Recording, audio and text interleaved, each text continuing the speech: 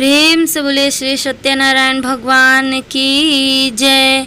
गौरी पुत्र गणेश की जय। दो बंधुओं, आज हम श्री सत्यनारायण व्रत कथा का प्रारंभ करेंगे। एक समय की बात है, नैमिषारण्य तीर्थ में शौनिक आदि 88,000 ऋषियों ने श्री सूत जी से पूछा, हे प्रभु, इस कलयुग में वेद विद्या रहित मनुष्यों को प्रभु भक्ति किस प्रकार मिल सकती है तथा उनका उद्धार कैसे होगा। हे मुनिश्रेष्ठ, कोई ऐसा तप बताइए जिससे थोड़े समय में ही पुण्य मिले और मनवांछित फल भी मिल जाए। इस प्रकार की कथा सुनने की हम इच्छा रखते हैं। सर्वशास्त्रों के ज्ञाता सूत जी बोले, हे वैष्णवों में पूज्य, आप सभी ने प्राणियों के हित की बात पूछी है, इसलिए मैं एक से ऐसे श्रेष्ठ व्रत को आप लोगों को बतलाऊंगा जिसे नारद जी ने लक्ष्मी नारायण जी से पूछा और लक्ष्मीपति ने मुनि श्रेष्ठ नारद जी से कहा। आप सब इसे ध्यान से सुनिए। एक समय की बात है, योगी राज नारद जी दूसरों के हित की इच्छा के लिए अनेकों लोगों को घूमते हुए मृत्यु लोक में आ पहुँचे। यहाँ उन्होंने अनेक योनियों में जन्म पाए। प्राय सभी मनुष्यों को अपने कर्मों द्वारा अनेकों दुखों से पीड़ित देखा। उनका दुख देखकर नारद जी सोचने लगे कि कैसा यत्न किया जाए जिसे करने से निश्चित रूप से मानव को दुखों का अंत हो जाए। इसी विचार पर मनन करते हुए वह विष्णु लोक में गए। वहाँ पर देवों के ईष्ट भगवान नारायण की स्तुति करने लगे, जिनके हाथों में शंख चक्र गदा और पग थे, गले में वरमाला पहने हुए थे। स्तुति करते हुए नारद जी बोले, हे भगवान, आप अत्यंत शक्ति से संपन्न है। मन तथा वाणी भी आपको नहीं पा सकती है। आपका आदि मध्य तथा अंत नहीं है। निर्गुण स्वरूप सृष्टि के कारण भक्तों को दुख को दूर करने वाले आपको मेरा नमस्कार है। नारद जी की स्तुति सुन विष्णु भगवान बोले, हे मुनिश्रेष्ठ, आपके मन में क्या बात है? आप किस काम के लिए यहाँ पधारे हैं? उन्हें निसंचोक होकर कहिए। इस पर नारद मुनि बोले कि मृत्यु लोक में अनेक योनियों में जन्मे मनुष्य अपने कर्मों के द्वारा अनेकों दुख से दुखी हो रहे हैं। हे नाथ, आप मुझ पर दया रखते हैं तो बताइए कि वो मनुष्य थोड़े प्रयास से ही अपने दुखों को कैसे छुटकारा पा सकते हैं। श्री हरि बोले, हे नारद, मनुष्यों की भलाई के लिए तुमने बहुत बात अच्छी पूछी है। इसके कारण जिसके करने से मनुष्य मोह से छूट जाता है, वह बात मैं कहता हूँ, उसे सुनो। स्वर्ग लोक में व मृत्यु लोक दोनों में एक जगह दुर्लभ उत्तम व्रत है जो पुण्य देने वाला है। आज प्रेमवश होकर मैं उसे तुमसे कहता हूँ। श्री सत्यनारायण भगवान का यह व्रत अच्छी तरह विधान पूर्वक करके मनुष्य तुरंत ही यहाँ सुख भोग कर मरने पर मोक्ष पाता है। श्री हरि के वचन सुन नारद जी बोले कि उस व्रत का फल क्या है और उसका विधान क्या है? यह व्रत किसने किया था? इस व्रत को किस दिन करना चाहिए? सभी कुछ विस्तार से कहिए। नारद जी के बात सुनकर श्री हरि बोले, दुख व शोक को दूर करने वाला यह व्रत सभी स्थानों पर विजय दिलाने वाला है। मानव को भक्ति व श्रद्धा के साथ शाम को श्री सत्यनारायण की पूजा धर्म परायण होकर ब्राह्मण व बंधुओं के साथ करनी चाहिए। भक्ति भाव से ही नैवेद्य केले का फल, घी, दूध और गेहूं का आटा सवाया ले गेहूं के स्थान पर साठी का आटा, शक्कर तथा गुड़ लेकर सभी भक्षण योग्य पदार्थों को मिलाकर भगवान का भोग लगाएं। ब्राह्मणों सहित बांधवों को भी भोजन कराएं। उसके बाद स्वयं भोजन करें। भजन कीर्तन के साथ भगवान की भक्ति में लीन हो जाएं। इस तरह से सत्यनारायण भगवान का यह व्रत करने पर मनुष्य के सारी इच्छाएं निश्चित रूप से पूर्ण होती है। इस कली काल अर्थात कलयुग में मृत्यु लोक में मोक्ष का यही एक सरल उपाय बताया गया है। हे ऋषियों, जिसने पहले समय में इस व्रत को किया था उसका इतिहास क्या कहता हूँ, ध्यान से सुनो। सुंदर काशीपुरी नगरी में एक अत्यंत निर्धन ब्राह्मण रहता था। भूख प्यास से परेशान वह धरती पर घूमता रहता था। ब्राह्मणों से प्रेम करने वाले भगवान ने एक दिन ब्राह्मण का वेश धारण कर उसके पास जाकर पूछा, हे विप्र, नित्य दुखी होकर तुम पृथ्वी पर क्यों घूमते हो? दिन ब्राह्मण बोला, मैं निर्धन ब्राह्मण हूँ, भिक्षा के लिए धरती पर घूमता हूँ। हे भगवान, यदि आप इसका कोई उपाय जानते हैं तो बताइए। वृद्ध ब्राह्मण कहता है कि श्री सत्यनारायण भगवान मनवांछित फल देने वाले हैं, इसलिए तुम उनका पूजन करो। इसे करने से मनुष्य सभी दुखों से मुक्त हो जाता है। वृद्ध ब्राह्मण बनकर आए सत्यनारायण भगवान उस निर्धन ब्राह्मण को व्रत का सारा विधान बताकर अंतर्ध्यान हो गए। ब्राह्मण मन ही मन सोचने लगा कि जिस व्रत को वृद्ध ब्राह्मण करने को कह के गया है मैं उसे जरूर करूँगा। यह निश्चय करने के बाद उसे रात में नींद नहीं आई। वह सवेरे उठकर सत्यनारायण भगवान के व्रत का निश्चय कर भिक्षा के लिए चला गया। उस दिन निर्धन ब्राह्मण को भिक्षा में बहुत धन मिला, जिसे उसने बंधु बांधवों के साथ मिलकर श्री सत्यनारायण भगवान का व्रत का संपन्न किया। भगवान सत्यनारायण का व्रत संपन्न करने के बाद वह निर्धन ब्राह्मण सभी दुखों से छूट गया और अनेक प्रकार की संपत्तियों से युक्त हो गया। उसी समय यह ब्राह्मण हर मास इस व्रत को करने लगा। इस तरह से सत्यनारायण भगवान के व्रत को जो मनुष्य करेगा वह सभी प्रकार के पापों से छूटकर मोक्ष को प्राप्त होगा। जो मनुष्य इस व्रत को करेगा वह सभी दुखों से मुक्त हो जाएगा। सूत जी बोले कि इस तरह नारद जी से नारायण जी का कहा हुआ श्री सत्यनारायण व्रत को मैंने तुमसे कहा। हे विप्रो, मैं अब और क्या कहूँ। ऋषि बोले, हे मुनिवर, संसार में उस विप्र से सुनकर किस किस ने इस व्रत को किया, हम सब इस बात को सुनना चाहते हैं। इसके लिए हमारे मन में श्रद्धा का भाव है। सूत जी बोले, हे मुनि, जिसने इस व्रत को किया वह सब सुनो। एक समय वही विप्र धन ऐश्वर्य के अनुसार अपने बंधु बांधवों के साथ इस व्रत को करने को तैयार हुआ। उसी समय एक लकड़ी बेचने वाला बूढ़ा आदमी आया और लकड़ियां बाहर रखकर अंदर ब्राह्मण के घर में गया। प्यास से दुखी हो वो लकड़हारा उनको व्रत करते देख विप्र को नमस्कार पर पूछने लगा कि आप यह क्या कर रहे हैं तथा इसे करने से क्या फल मिलेगा, कृपया मुझे बताइए। ब्राह्मण ने कहा कि सब मनोकामनाओं को पूरा करने वाला यह सत्यनारायण भगवान का व्रत है। इनकी कृपा से ही मेरे घर में धन धान आदि की वृद्धि हुई है। विप्र से सत्यनारायण व्रत के बारे में जानकर लकड़हारा बहुत प्रसन्न हुआ। चरणामृत लेकर वह अन्य प्रसाद खाने के बाद वह अपने घर गया। लकड़हारे ने अपने मन में संकल्प किया कि आज लकड़ी बेचने से जो धन मिलेगा उसी से श्री सत्यनारायण भगवान का उत्तम व्रत करूंगा। मन में इस विचार को ले बूढ़ा आदमी सिर पर लकड़ियां रख उस नगर में बेचने गया जहां धनी लोग ज्यादा रहते थे। उस नगर में उसे अपनी लकड़ियों का दाम पहले से 4 गुना अधिक मिलता है। बूढ़ा प्रसन्नता के साथ दाम लेकर केले, शक्कर, घी, दूध, दही और गेहूं का आटा ले और सत्यनारायण भगवान के व्रत की अन्य सामग्रियां लेकर अपने घर गया।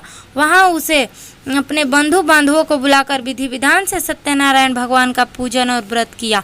इस व्रत के प्रभाव से वह बूढ़ा लकड़हारा धन पुत्र आदि से युक्त होकर संसार को समस्त सुख भोग अंतकाल में वैकुंठ धाम को चला गया। इसी तरह श्री सत्यनारायण भगवान का द्वितीय अध्याय संपूर्ण होता है। सूत जी बोले, हे श्रेष्ठ मुनियों, अब आगे की कथा कहता हूँ। पहले समय में उल्कामुख नाम एक बुद्धिमान राजा था। वह सत्यवक्ता और जितेंद्रिय था। प्रतिदिन देव स्थानों पर जाता और निर्धनों को धन देकर उनके कष्ट दूर करता था। उनकी पत्नी कमल के समान मुख वाली तथा सती साध्वी थी। भद्रशिला नदी के तट पर उन दोनों ने श्री सत्यनारायण भगवान का व्रत किया। उसी समय साधु नाम का एक वैश्य आया। उसके पास व्यापार करने के लिए बहुत सा धन भी था। राजा को व्रत करते देख वह विनय के साथ पूछने लगा, हे राजन, भक्ति भाव से पूर्ण होकर आप यह क्या कर रहे हैं? मैं सुनने की इच्छा रखता हूँ, तो आप मुझे बताएं। राजा बोला, हे साधु, अपने बंधु बांधवों के साथ पुत्रादि की प्राप्ति के लिए एक महाशक्तिमान श्री सत्यनारायण भगवान का व्रत व पूजन कर रहा हूँ। राजा के वचन सुन साधु आदर से बोला, हे राजन, मुझे इस व्रत का सारा विधान कहिए। आपके कथा अनुसार मैं भी इस व्रत को करूँगा। मेरी भी संतान नहीं है और इस व्रत को करने से निश्चित रूप से मुझे संतान की प्राप्ति होगी। राजा से व्रत का सारा विधान सुन व्यापार से निवृत्त हो वह अपने घर गया। साधु वैश्य ने अपनी पत्नी को संतान देने वाले इस व्रत का वर्णन कर सुनाया और कहा कि जब मेरी संतान होगी तब मैं इस व्रत को करूँगा। साधु ने इस तरह के वचन अपनी पत्नी लीलावती से कहे। एक दिन लीलावती पति के साथ आनंदित हो सांसारिक धर्म में प्रवृत्त होकर सत्यनारायण भगवान की कृपा से गर्भवती हो गई। 10वें महीने में उसके गर्भ से एक सुंदर कन्या ने जन्म लिया। दिनों दिन वह ऐसे बढ़ने लगी कि जैसे शुक्ल पक्ष का चंद्रमा बढ़ता है। माता पिता ने अपने कन्या का नाम कलावती रखा। एक दिन लीलावती ने मीठे शब्दों में अपने पति को याद दिलाया कि आपने सत्यनारायण भगवान के जिस व्रत को करने का संकल्प किया था उसे करने का समय आ गया है, आप इस व्रत को करिए। साधु बोला कि हे विप्रो, इस व्रत को मैं उसके विवाह पर करूंगा। इस प्रकार अपनी पत्नी को आश्वासन देकर वह नगर को चला गया। कलावती पिता के घर में रहकर वृद्धि को प्राप्त हो गई। साधु ने एक बार नगर में अपनी कन्या के सखियों के साथ देखा तो तुरंत ही दूत को बुलवाया और कहा कि मेरी कन्या के योग्य वर को देख कर आओ। साधु की बात सुनकर दूत कंचन नगर में पहुंचा और वहां देखभाल कर लड़की के सुयोग्य वर्णिक पुत्र को ले आया। सुयोग्य लड़के को देख साधु ने बंधु बांधवों को बुलाकर अपनी पुत्री का विवाह कर दिया। लेकिन दुर्भाग्य की बात यह है कि साधु ने अभी भी सत्यनारायण भगवान का व्रत नहीं किया। इस प्रकार श्री भगवान क्रोधित हो गए और श्राप दिया कि साधु को अत्यधिक दुख मिले। अपने कार्य में कुशल साधु बनिया जमाई को लेकर समुद्र के पास स्थित होकर रत्नासारपुर नगर में वहां गया।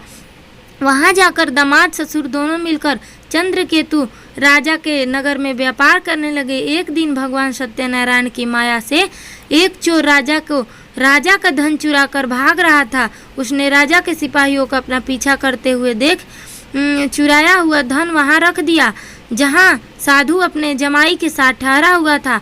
राजा के सिपाहियों ने साधु वैश्य के पास राजा का धन पड़ा देख तो वह ससुर जमाई दोनों को बांधकर प्रसन्नता से राजा के पास ले गए और कहा कि उन दोनों को चोरों को हम पकड़ लाए हैं, आप आगे की कार्रवाई की आज्ञा दें।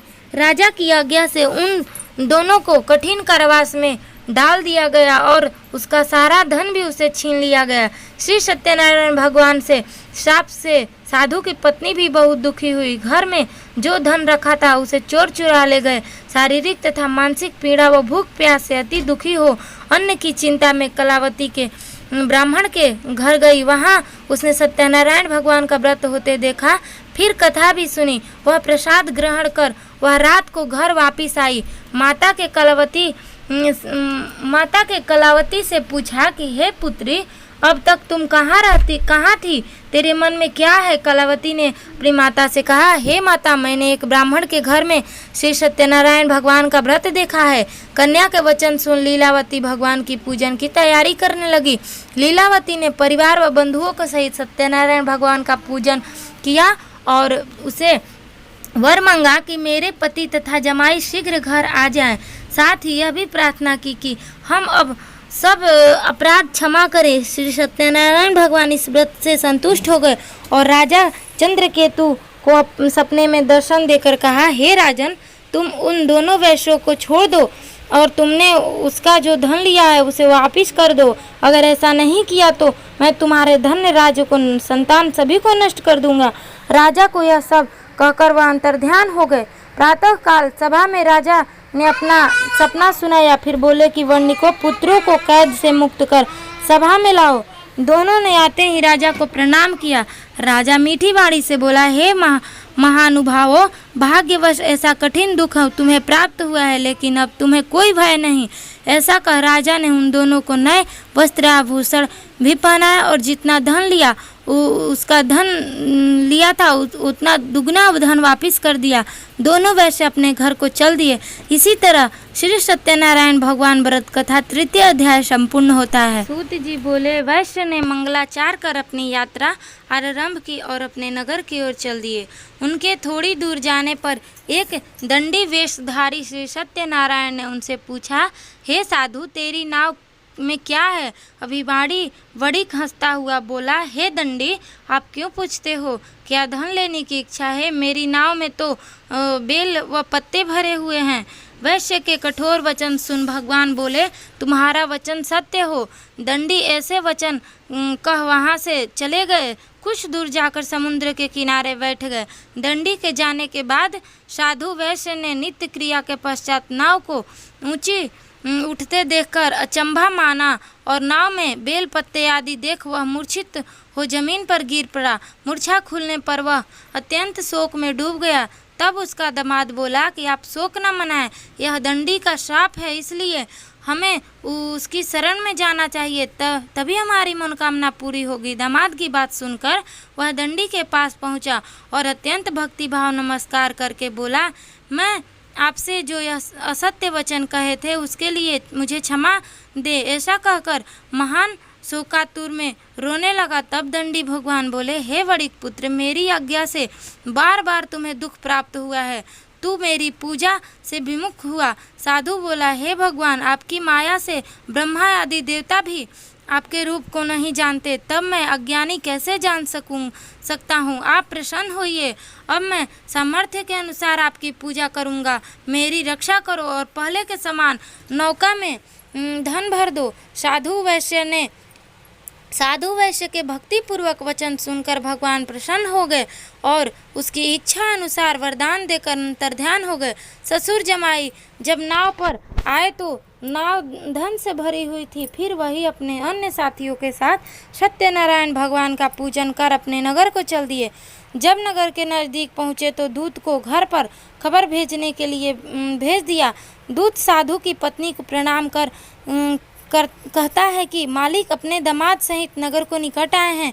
दूत की बात सुन साधु की पत्नी लीलावती ने बड़े हर्ष के साथ सत्यनारायण भगवान का पूजन कर अपनी पुत्री कलावती से कहा कि मैं अपनी पत्नी के दर्शन को जाती हूँ, तू कार्य पूर्ण कर शीघ्र आ जा। माता को ऐसे वचन सुनकर कलावती जल्दी में प्रसाद छोड़ अपने पति के पास चली गई। प्रसाद की अवज्ञा के कारण श्री सत्यनारायण भगवान रुष्ट हो गए और नाव सहित उसके पति को पानी में डुबो दिया।